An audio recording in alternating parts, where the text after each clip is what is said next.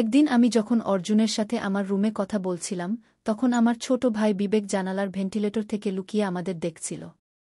পরে সে মোবাইলের ক্যামেরা দিয়ে আমাদের কিছু ছবি তুলল। অর্জুন, যে আমাদের পাড়ার একজন চিত্রশিল্পী ছেলে এবং তার বয়স ২৬ বছর, সে আমার সাথে লুকিয়ে লুকিয়ে কথা বলছিল। এটা আমি আগে থেকেই বুঝতে পারছিলাম, তাই ছবি তোলার সময় আমি সাবধান ছিলাম, মোবাইল সাইলেন্ট মোডে রেখেছিলাম এবং ক্যামেরার আওয়াজ বন্ধ করেছিলাম। আমার কাছে ভালো কোয়ালিটির মোবাইল ফোন ছিল না, তাই আমি আমার বন্ধুর মোবাইল নিয়েছিলাম। পরে আমি সব ছবি আমার ল্যাপটপে ট্রান্সফার করে এবং বন্ধুর মোবাইল থেকে ডিলিট করে তাকে ফেরত দিলাম। এরপর আমি ফটো এডিটিং সফটওয়্যারে ছবিগুলোর উজ্জ্বলতা বাড়ালাম, যাতে আমার এবং অর্জুনের মুখ স্পষ্ট দেখা যায়। পরে আমি সেই ছবিগুলো কালার প্রিন্টার থেকে প্রিন্ট করে নিই। এখন আমি সঠিক সময়ের অপেক্ষায় ছিলাম, যাতে আমি এই ছবিগুলো বিবেককে দেখিয়ে তাকে ভয় দেখাতে পারি। কিন্তু আমার মনে এক উদ্বেগ চলছিল, যদি বিবেক জানতে পারে যে আমি অর্জুনের সাথে ঘনিষ্ঠভাবে কথা বলি, তাহলে সে হয়তো ছবিগুলোকে অন্যভাবে ব্যবহার করবে। আমি জানি আমি এই সম্পর্কটি গোপন করতে চাই। আমার মধ্যে আতঙ্ক ছিল যে উভয়েই যে বিপদে পড়তে পারি। প্রায় ৩ মাস পর, মে ২০২৫ সালের একটি দিন, আমি গ্রামে থাকার সময় বিবেকের সাথে জায়গা পেয়েছিলাম। অর্জুন ১০ দিনের জন্য গ্রামে চলে গিয়েছিল। আমার মনে হচ্ছিল এটা ঠিক সময়। তখন আমার মা কিছু দিনের জন্য আত্মীয়ের বাড়ি যেতে হয়েছিল এবং বাবা তার কাজে বাইরে গিয়েছিলেন। এখন এই সুযোগে আমি বিবেকের সাথে কথাবার্তা বলতে পারব এবং ওকে সবকিছু খুলে বলতে ভয় পাচ্ছিলাম। আমি জানতাম সে এই বিষয়টি খুব গুরুত্ব দিয়ে দেখবে এবং আমাকে বুঝতে চাইবে। কিন্তু আমি জানতে পারলাম আমার ভাই বিবেকের কাছে সবকিছু পরিষ্কার হয়ে গিয়েছে।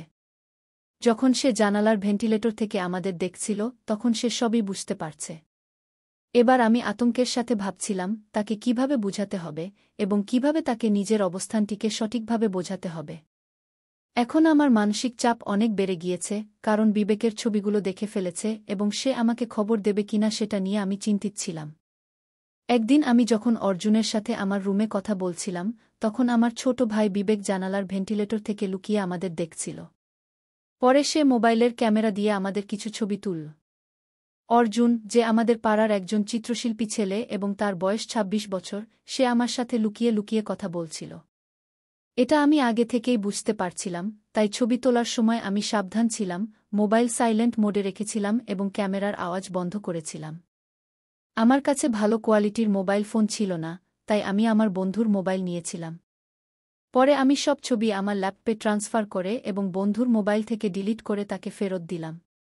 এরপর আমি ফটো এডিটিং সফটওয়্যারে ছবিগুলোর উজ্জ্বলতা বাড়ালাম, যাতে আমার এবং অর্জুনের মুখ স্পষ্ট দেখা যায়। পরে আমি সেই ছবিগুলো কালার প্রিন্টার থেকে প্রিন্ট করে নিই। এখন আমি সঠিক সময়ের অপেক্ষায় ছিলাম, যাতে আমি এই ছবিগুলো বিবেককে দেখিয়ে তাকে ভয় দেখাতে পারি। কিন্তু আমার মনে এক উদ্বেগ চলছিল, যদি বিবেক জানতে পারে যে আমি অর্জুনের সাথে ঘনিষ্ঠভাবে কথা বলি, তাহলে সে হয়তো ছবিগুলোকে অন্যভাবে ব্যবহার করবে। আমি জানি আমি এই সম্পর্কটি গোপন করতে চাই। আমার মধ্যে আতঙ্ক ছিল যে উভয়েই যে বিপদে পড়তে পারি।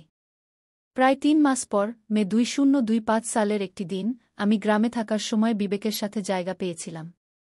অর্জুন ১০ দিনের জন্য গ্রামে চলে গিয়েছিল। আমার মনে হচ্ছিল এটা ঠিক সময়। তখন আমার মা কিছু দিনের জন্য আত্মীয়ের বাড়ি যেতে হয়েছিল এবং বাবা তার কাজে বাইরে গিয়েছিলেন। এখন এই সুযোগে আমি বিবেকের সাথে কথাবার্তা বলতে পারব এবং ওকে সবকিছু খুলে বলতে ভয় পাচ্ছিলাম। আমি জানতাম সে এই বিষয়টি খুব গুরুত্ব দিয়ে দেখবে এবং আমাকে বুঝতে চাইবে। কিন্তু আমি জানতে পারলাম আমার ভাই বিবেকের কাছে সবকিছু পরিষ্কার হয়ে গিয়েছে।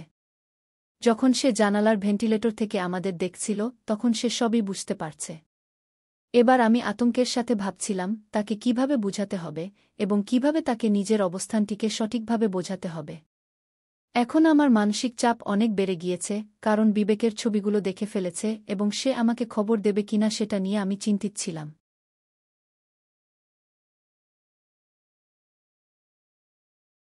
বিচ্ছিন্ন হয়ে বের হয়ে আসার পর আমার মন মন্দিরের শঙ্খ আর ঘণ্টা বাজানোর মতো কাঁপছিল।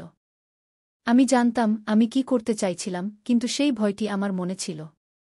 আমি অনুভব করছিলাম এটি একটি গুরুত্বপূর্ণ মুহূর্ত, তার পরিণতি নিয়ে আমি ভেবেই বেড়াচ্ছিলাম। প্রায় ৩ ঘণ্টা পর আমি বিবেকের কাছে ফিরে এলাম। আমার দরজার সামনে দাঁড়িয়েছিলাম এবং ধীরে সুস্থে তাকে ডাকলাম, বিবেক। আমি ভাবলাম আমি ঠিক সময়ের মধ্যে ফিরে এসেছি কিনা। যদি সে এখনও প্রস্তুত না হয় তাহলে আমি ভাবব আমি তাকে চাপ দিচ্ছি। কিন্তু দরজা থেকে কৌতূহলীভাবে ভেতরে ঢুকে আমি যে দৃশ্যটি দেখলাম তা আমাকে স্তম্ভিত করে দিল। বিবেক আমার কাছে প্রতিষ্ঠিত হয়ে উঠতে চেয়েছিল, কিন্তু আমি দেখলাম সে আর সাজায় থাকতে পারছে না। সে শান্তিতে বসেছিল, কিন্তু একসাথে ভয় এবং উত্তেজনা অনুভব করছিল। আমি অস্বস্তিতে বললাম, তুমি কি এখন কথা বলার জন্য প্রস্তুত? সে একটি শ্বাস নিয়ে সোজা হয়ে বসে রইল এবং বলল, রিয়া, আমি যখন বলেছিলাম যে তুমি বিশ্রাম নাও, তখন আমি মনে করেছিলাম তুমি বুঝতে পারবে গু। আমি কিছুটা হতাশ হয়ে বললাম, তবে তুমি তো আগেই বলেছিলে যে আমি তোমার বিচারের সাথে মোকাবিলা করব বলেই তুমি আমার কাছে আসবে। সে মাথা হালকা করে নিচু করল এবং মৌনতা বজায় রাখল। আমি অনুভব করছিলাম সে কিছু বলতেও পারছে না, তাই আমি চালিয়ে গেলাম, বিবেক, আমি বুঝতে পারছি যে তুমি আমার দিকে অভিযোগ রাখছ, কিন্তু এটি সঠিক নয়। আমি মনে করি তোমার মনে অনেক প্রশ্ন রয়েছে গি। এবং তিনি মাথা তুলে তাকালেন এবং বললেন, হ্যাঁ, কিছু প্রশ্ন আমার মনে রয়েছে। কিন্তু তাদের উত্তর অপরাধী মনে হচ্ছে, তুমি কি জানো? আমি বললাম, আমি এসব কোনোভাবেই বিশ্বাস করতে পারি না। তোমার প্রতি আমার অনুভূতি সবসময় কাছের ছিল, কিন্তু এসব কিভাবে ঘটল আমি জানি না গি। তারপর সে কিছুক্ষণ চুপ করে রইল এবং বলল, আমি একটি বিষয় জানি, যা মনে রেখে তুমি সঠিক পথ বাছাই করবে গু। আমার মনে হচ্ছিল আমি তাকে বোঝাতে ব্যর্থ হচ্ছি, তাই আমি বললাম, আমরা কি এই বিষয় নিয়ে আরেকটু খোলামেলা কথা বলতে পারি? তোমার কি মনে হয় যে আলোচনা করাটা জরুরি? সে কিছুটা সহমত পোষণ করে বলল, হ্যাঁ, কিন্তু এই কথোপকথনে আমার অস্তিত্ব থাকবে না। তোমার প্রতিবাদ আর সমস্যা নয়, তবে তারপরও আমি সিদ্ধান্ত নিতে চাই। একটি ঠান্ডা শ্বাস নিয়ে আমি বললাম, তোমার সিদ্ধান্তকে সম্মান করি, কিন্তু আমাদের এটা বুঝতে হবে, আমরা একে অপরকে ছাড়া জীবন কাটাতে পারছি না গি। এবং তিনি আমার দিকে একরকম অবাক হয়ে তাকালেন। আমি দেখলাম তার চোখে একটা সম্পূর্ণ ভিন্ন দৃষ্টি। যেন সে কিছু ভাবছিল বা উপলব্ধি করছিল। ঠিক আছে, রিয়া। আমি তোমার সঙ্গে থাকব, সে বলল। কিন্তু সে দ্বিতার সাথে আমার দিকেও ঝুঁকে পড়ল। এই বিষয়টি জানার পর আমি কিছুটা আশ্বস্ত হলাম। আমরা এ সম্পর্কের মানসিক চাপের মধ্য দিয়ে একত্রিত হতে পারব। যদিও সবকিছু স্পষ্ট নয়, তবুও আমি জানি আমাদের একে অপরকে সামনে এনে নতুন পর্ব শুরু করতে হবে। আচ্ছা, আমাকে একটা সুযোগ দিও, বিবেক। দেখি আমরা কি করতে পারি, আমি বললাম। এবং তার কণ্ঠে একটি নতুন সম্ভাবনা ছিল যা আমাকে আশ্বস্ত করে। আমরা উভয়ের মধ্যে একটি ভিন্ন ধরনের বোঝাপড়া তৈরি হতে চলেছে। এই মনস্তাত্ত্বিক সামঞ্জস্যতা নিশ্চিত করার জন্য আমাদের মেনে নিতে হবে। এভাবে আমরা এক নতুন যাত্রায় পা রাখলাম, যেখানে আমাদের একে অপরের অনুভূতিগুলোকে গুরুত্ব দিতে হবে। বিবেকের সাথে কথোপকথন শেষ হওয়ার পর আমি অনুভব করছিলাম আমার মধ্যে এক অদ্ভুত সাহস তৈরি হচ্ছে। মনে হচ্ছিল এই সমস্যাগুলো বুঝতে পেরে আমরা একে অপরকে আরও ভালোভাবে জানছি। তবে এখনও কিছু অস্বস্তি ছিল, যে পরিস্থিতি সৃষ্টি হয়েছিল সেটি সহজে মেনে নেওয়া সম্ভব নয়। বিবেক আমার পাশে বসেছিল, তার চোখের দিকে তাকিয়ে আমি ভাবছিলাম, এখন কি করা উচিত। আমি জানি আমরা দুজনে এই অবস্থায় আর থাকতে পারব না। আমাদের জীবনে বড় পরিবর্তন আসতে চলেছে। তখন আমি ধীরে ধীরে বললাম, বিবেক, আমি জানি সব কিছু এত সহজ নয়। কিন্তু আমরা যদি একে অপরের অনুভূতিগুলোকে শ্রদ্ধা করি, তাহলে হয়তো আমরা এই সমস্যার দিকে একটা সমাধান নিতে পারব গু। সে আমার দিকে উৎসুক হয়ে তাকাল এবং বলল, আমি মনে করি আমাদের একে অপরকে বোঝা দরকার। কিন্তু কিভাবে করব? তুমি তো জানো আমি তোমার জন্য সব সময় করব, কিন্তু আমাদের সম্পর্কটা কোন দিকে যাচ্ছে? আমি একটি গভীর শ্বাস নিয়ে বললাম, আমরা আমাদের সম্পর্কটি সঠিকভাবে প্রতিষ্ঠা করতে পারি। আগে যে দূরত্ব ছিল তা কাটিয়ে উঠতে হবে। আর আমি এটা বুঝতে চাই যে তুমি আমার ঠিক কোনো জায়গায় দাঁড়িয়ে আছো। তিনি মাথা নিচু করে কিছুক্ষণ ভাবলেন। তারপর বললেন, আমি জানি যে অনেক কিছুই বলা হয়নি। তবে আমি চাই তুমি সবকিছু খুলে বলো। আমি সেটাই চাই। আর আমি জানিও না এর পরবর্তী পদক্ষেপ কি হবে। এখন আমি অনুভব করছিলাম আমি কি করতে চাই। আমি জানি এই কষ্টের আড়ালে অন্য কিছু রয়েছে। কিন্তু কিছু না বললে আমাদের মধ্যে আরও ভুল বোঝাবুঝির সৃষ্টি হবে। আমি বললাম, বিবেক, আমি যে অনুভূতির কথা বলছি সেটা শুধু স্নেহ নয়, বিভিন্ন দিকে যাওয়ার পথে। আমার মনে হয় আমাদের সম্পর্কটাকে নতুন করে দেখতে হবে গে। সে কিছুটা চুপ করে রইল, যেন বিষয়টি তার মনে প্রতিধ্বনিত হচ্ছে। কিছুক্ষণ পর সে বলল, তুমি বলছো তুমি অর্জুনের সাথে যে স্নেহ তৈরি করেছ সেটাই কি আমাদের সম্পর্ককে জটিল করে তুলেছে? আমি একটা দীর্ঘ নিঃশ্বাস ফেলে বললাম, হ্যাঁ, কিন্তু আমি তাও চাই না। আমি জানি আমি ভুল করেছি, কিন্তু আমি আর নিজেকে সে অবস্থায় দেখতে চাই না। আমি চাই তুমি আমাকে নতুনভাবে দেখো গু। সেখান থেকে আমাদের কথোপকথন আরও গভীর হতে লাগল। আমি অনুভব করেছিলাম স্মৃতির ফটোগ্রাফগুলো একে অপরের অনুভূতির উপর আলোকপাত করছে।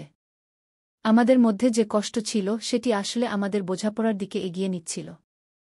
ইতি, আমি বললাম, মনে রেখো, আমাদের মধ্যে সম্পর্ক সবসময় থাকবে।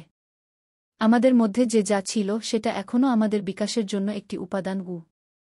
বিবেক আমাকে একদৃষ্টি দিয়ে দেখছিল, যেন আমার প্রতিটি শব্দ তাকে স্পর্শ করছে। আমি আশা করছিলাম আমাদের এই যৌক্তিক হয়ে ওঠার প্রক্রিয়া আমাদেরকে খুব কাছাকাছি এনে দেবে। ঠিক আছে রিয়া, তুমি যেভাবে দেখেছ এবং সমস্যা সমাধানের চেষ্টা করছ তাতে আমি সাথে আছি, সে বলল। এখন আমি অনুভব করতে পারছিলাম আমাদের সম্পর্ক একটি নতুন দিগন্তের দিকে অগ্রসর হচ্ছে। এই অধ্যায়টি শুরু হচ্ছে একটি নতুন অবস্থার দিকে অগ্রসর হতে।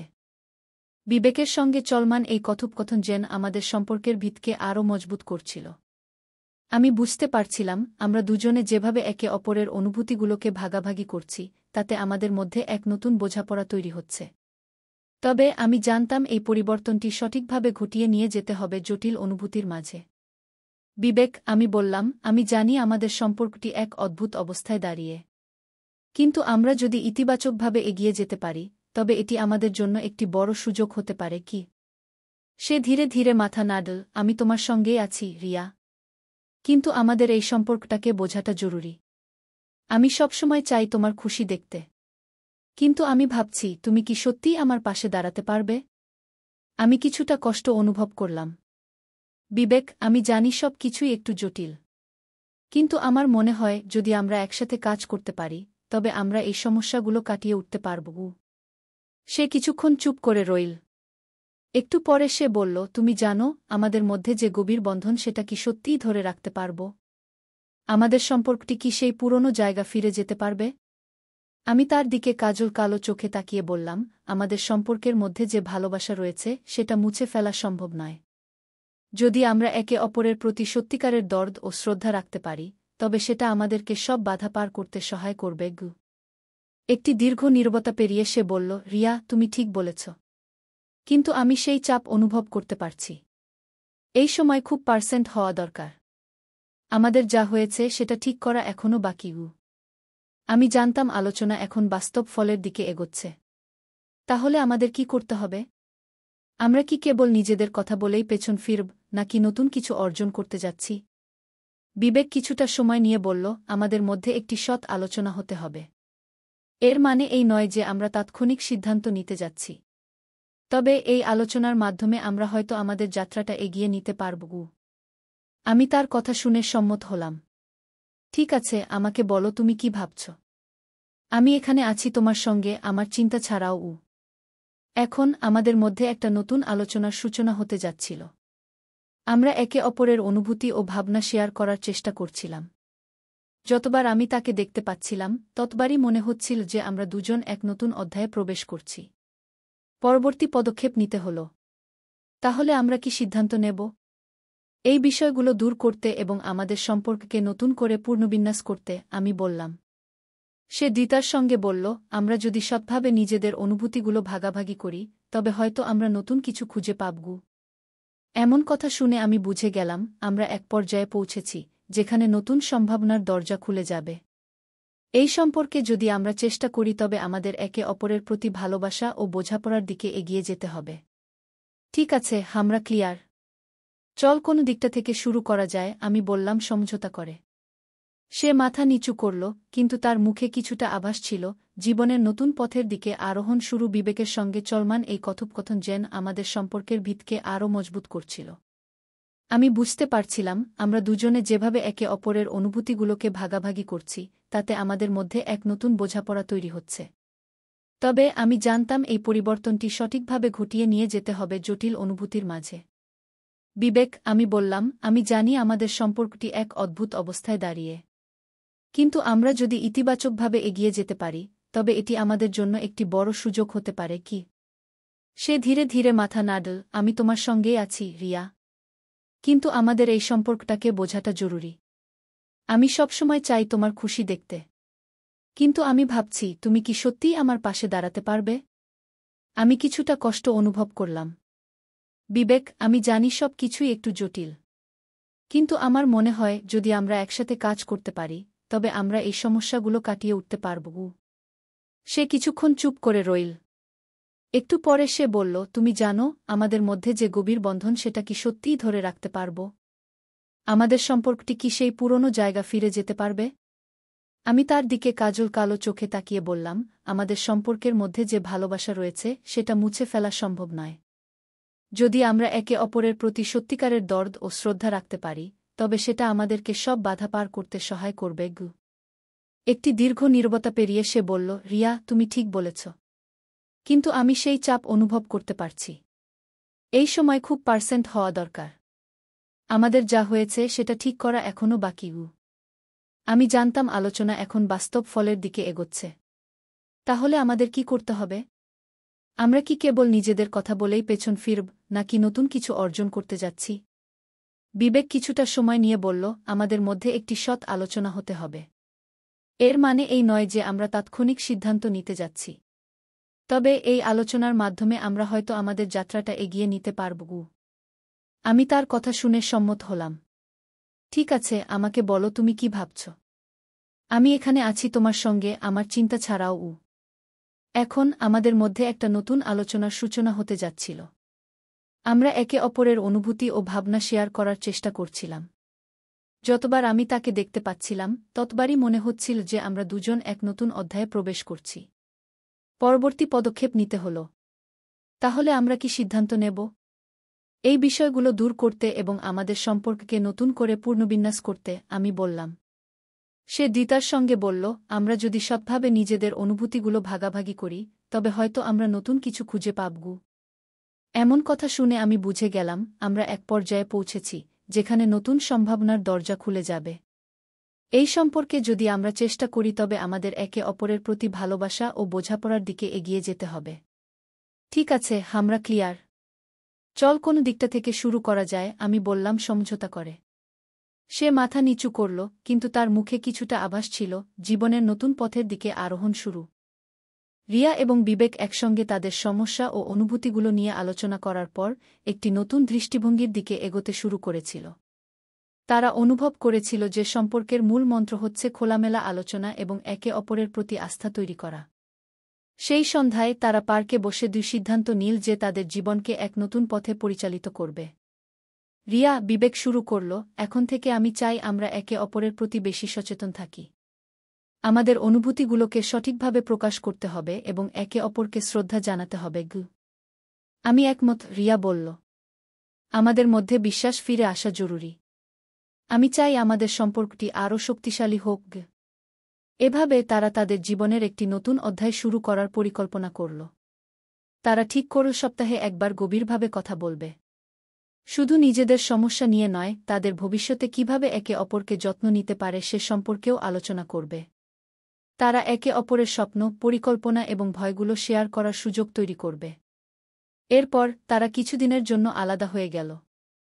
রিয়া তার পড়াশোনা এবং অর্জুনের সাথে সম্পর্কের ক্ষেত্রে কিভাবে সামাল দেবে তা ভাবতে লাগল। অন্যদিকে বিবেক তার চাকরির জন্য প্রস্তুতি নিচ্ছিল এবং নিজেকে একজন ভালো বন্ধু হিসেবে গড়ে তুলতে চাচ্ছিল। একদিন কলেজের পথে অর্জুন রিয়াকে থামাল। রিয়া, আমি গত কিছুদিন ধরে আমাদের সম্পর্কের ব্যাপারে ভীষণ চিন্তিত। তুমি কি আমাকে এখনও যথার্থ মনে কর? রিয়া থমকে গেল। অর্জুনের প্রশ্ন ও তার শক্তোক্তি তাকে অস্বস্তিতে ফেল। অর্জুন, আমি আসলে কিসে কথা শুরু করতে চেয়ে রুদ্ধ হয়ে গেল। মনে মনে সে জানত যে অর্জুন তাকে ভালোবাসে, কিন্তু সে নিজের অনুভূতিগুলো পরিষ্কার করে জানাতে পারছিল না। তবে রিয়া জানল তার বেঙ্গালোরের ভালোবাসা অর্জুনের জন্য রক্ষিত ছিল না। অর্জুন, আমি সত্যিই তোমাকে ভালোবাসি, তবে চক্করে কিছু জটিলতা তৈরি হয়েছে। বিবেকের সঙ্গে আমার নতুন কিছু বোঝাপড়া হচ্ছে, সে অবশেষে বলল। বিবেক, অর্জুন অবাক হয়ে বলল। তুমি কি তার সম্পর্কে মনে করো? তুমি জানো আমাদের সম্পর্কটা অনেক পুরনো। তুমি কি সঠিক সিদ্ধান্ত নিচ্ছ? রিয়ার চোখে জল এসে গেল। আমি জানি আমাদের সম্পর্কের গুরুত্ব। কিন্তু আমি বুঝতে পারছি যে আমি কিছু পরিবর্তন করতে চাই। এবং আমি বিবেকের সঙ্গে কিছু নতুন অভিজ্ঞতা অর্জন করতে চাই। অর্জুন চুপ হয়ে গেল। তারপর সে ধীরে ধীরে বলল, যদি সেটাই তোমার সিদ্ধান্ত, তবে আমি তোমার জন্য কিছু করতে পারি না। কিন্তু তুমি জানো আমি সব সময় তোমার পাশে আছি গু। রিয়া তার মনটা পরিষ্কার করে নিয়ে ফিরে চলে এল। তিনি কষ্ট পাচ্ছিলেন, কিন্তু তিনি জানতেন যে সঠিক সিদ্ধান্তটি নিতে পারলে সবকিছু আবার ভালো হয়ে যাবে। বিবেকের সাথে আলোচনা করার পর রিয়ার মনে হয়েছিল একটি গতি সৃষ্টি হয়েছে। সেই রাতে তারা আবার একসাথে বসে তাদের ভবিষ্যতের পরিকল্পনা নিয়ে কথা বলার সিদ্ধান্ত নিল। আর্থিকভাবে নিজেরা দাঁড় করানোর জন্য এবং সম্পর্কের যে জটিলতা জড়ো হয়েছিল সেগুলো গুছিয়ে ফেলার দায়িত্ব তারা একসাথে নিতে প্রস্তুত। তাদের লক্ষ্য ছিল নিজেকে উন্নত করা এবং একে অপরের প্রতি যত্নশীল হওয়া। অতএব সপ্তম পর্বে রিয়া এবং বিবেকের মধ্যে আলোচনা এবং তাদের ভবিষ্যতের নতুন পরিকল্পনা নিয়ে গল্পটি এগিয়ে চলে। তাদের সম্পর্ক একটি নতুন দিক নির্দেশনা নিয়ে এগোচ্ছিল এবং তারা দুইভাবে সিদ্ধান্ত নিয়েছিল একসাথে এই নতুন যাত্রায় এগিয়ে যেতে। রিয়া এবং বিবেক একসঙ্গে তাদের সমস্যা ও অনুভূতিগুলো নিয়ে আলোচনা করার পর একটি নতুন দৃষ্টিভঙ্গির দিকে এগোতে শুরু করেছিল। তারা অনুভব করেছিল যে সম্পর্কের মূল মন্ত্র হচ্ছে খোলামেলা আলোচনা এবং একে অপরের প্রতি আস্থা তৈরি করা। সেই সন্ধ্যায় তারা পার্কে বসে দুই সিদ্ধান্ত নিল যে তাদের জীবনকে এক নতুন পথে পরিচালিত করবে। রিয়া বিবেক শুরু করল, এখন থেকে আমি চাই আমরা একে অপরের প্রতি বেশি সচেতন থাকি। আমাদের অনুভূতিগুলোকে সঠিকভাবে প্রকাশ করতে হবে এবং একে অপরকে শ্রদ্ধা জানাতে হবে গু। আমি একমত, রিয়া বলল। আমাদের মধ্যে বিশ্বাস ফিরে আসা জরুরি। আমি চাই আমাদের সম্পর্কটি আরও শক্তিশালী হোক গে। এভাবে তারা তাদের জীবনের একটি নতুন অধ্যায় শুরু করার পরিকল্পনা করল। তারা ঠিক করল সপ্তাহে একবার গভীরভাবে কথা বলবে। শুধু নিজেদের সমস্যা নিয়ে নয়, তাদের ভবিষ্যতে কিভাবে একে অপরকে যত্ন নিতে পারে সে সম্পর্কেও আলোচনা করবে। তারা একে অপরের স্বপ্ন, পরিকল্পনা এবং ভয়গুলো শেয়ার করার সুযোগ তৈরি করবে। এরপর তারা কিছুদিনের জন্য আলাদা হয়ে গেল।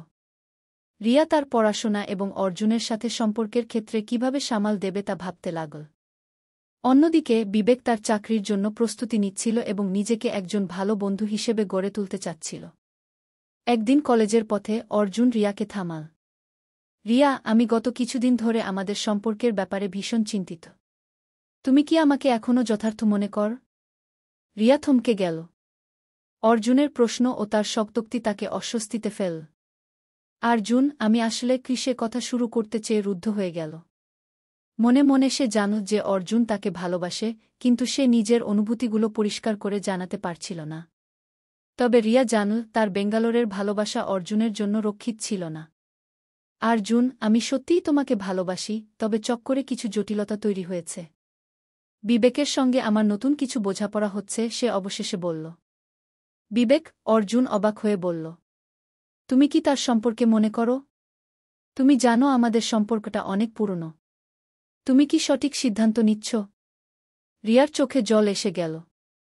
আমি জানি আমাদের সম্পর্কের গুরুত্ব। কিন্তু আমি বুঝতে পারছি যে আমি কিছু পরিবর্তন করতে চাই। এবং আমি বিবেকের সঙ্গে কিছু নতুন অভিজ্ঞতা অর্জন করতে চাই। অর্জুন চুপ হয়ে গেল। তারপর সে ধীরে ধীরে বলল, যদি সেটাই তোমার সিদ্ধান্ত, তবে আমি তোমার জন্য কিছু করতে পারি না। কিন্তু তুমি জানো আমি সব সময় তোমার পাশে আছি গু। রিয়া তার মনটা পরিষ্কার করে নিয়ে ফিরে চলে এল। তিনি কষ্ট পাচ্ছিলেন, কিন্তু তিনি জানতেন যে সঠিক সিদ্ধান্তটি নিতে পারলে সবকিছু আবার ভালো হয়ে যাবে। বিবেকের সাথে আলোচনা করার পর রিয়ার মনে হয়েছিল একটি গতি সৃষ্টি হয়েছে। সেই রাতে তারা আবার একসাথে বসে তাদের ভবিষ্যতের পরিকল্পনা নিয়ে কথা বলার সিদ্ধান্ত নিল।